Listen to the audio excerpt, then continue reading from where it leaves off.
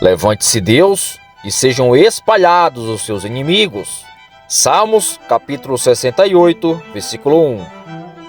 Há uma classe de orações na Bíblia conhecidas como imprecatórias ou de maldição. E esse fato ocasionalmente incomoda algumas pessoas. Isso parece não concordar com o que somos ensinados em outras partes da Bíblia sobre amar os nossos inimigos. Mateus capítulo 5, versículo 44. Bem, deve existir tais orações especialmente no Novo Testamento? Qual deveria ser o lugar na adoração? Pelo menos até certo ponto, parece claro que as imprecações são apropriadas no contexto da adoração. Elas são usadas na Bíblia. Grande parte do livro dos Salmos está envolvida com esse tipo de oração. Não existe realmente uma categoria separada de salmos imprecatórios. Propriamente dita, embora os Salmos 10, 83 e 94 sejam quase inteiramente imprecatórios, praticamente todo salmo contém passagens imprecatórias, e todo salmo é implicitamente imprecatório. Tente dizer isso 3 vezes rapidamente. Pedir a bênção de Deus sobre os justos é, por implicação, pedir que Ele não abençoe os ímpios. Martinho Lutero observou: não posso orar sem amaldiçoar. Toda bênção implica uma maldição.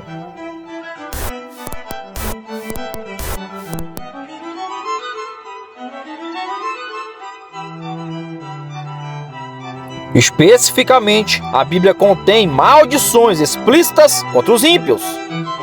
Observe que Moisés amaldiçoou o faraó em Êxodo capítulo 9, versículo 16.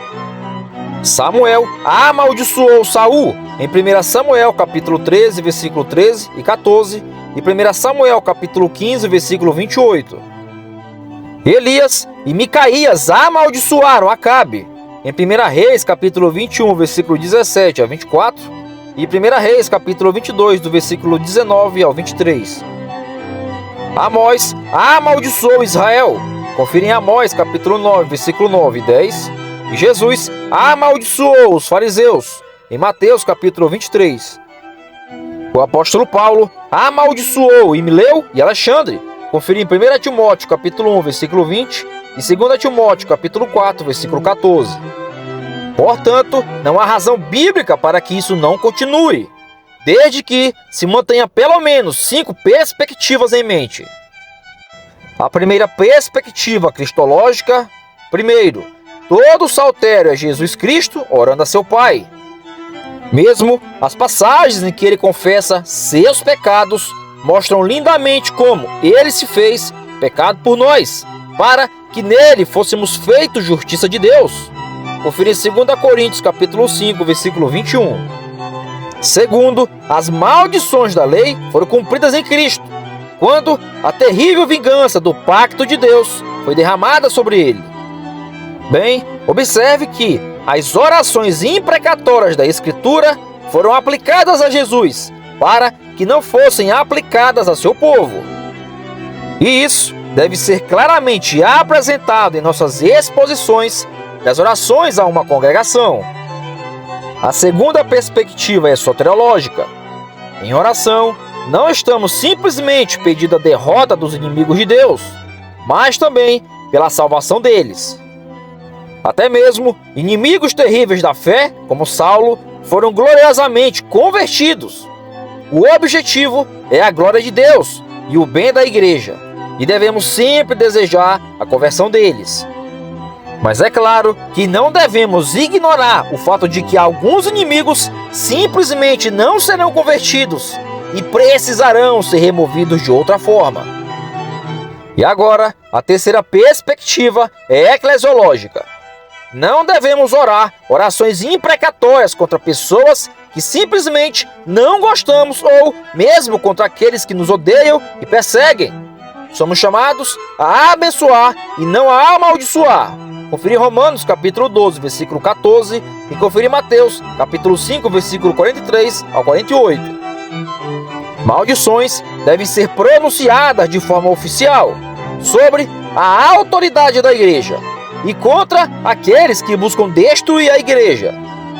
De forma oficial, pode ser necessário pronunciar o juízo divino contra os ímpios, porém, pessoalmente, devemos demonstrar amor e compaixão a todos os homens, inclusive aos nossos inimigos.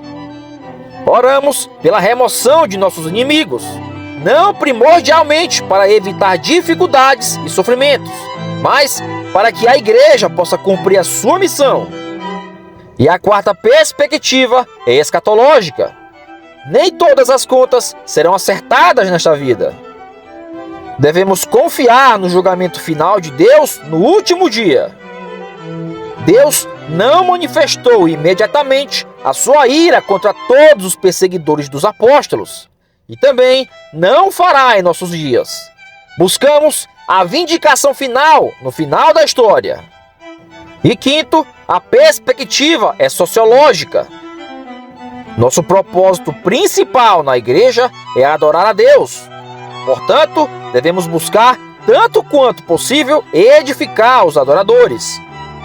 Alguns são tentados a adotar uma atitude profética e inflexível, agindo como se qualquer pessoa que discorde seja um inimigo feroz de Deus.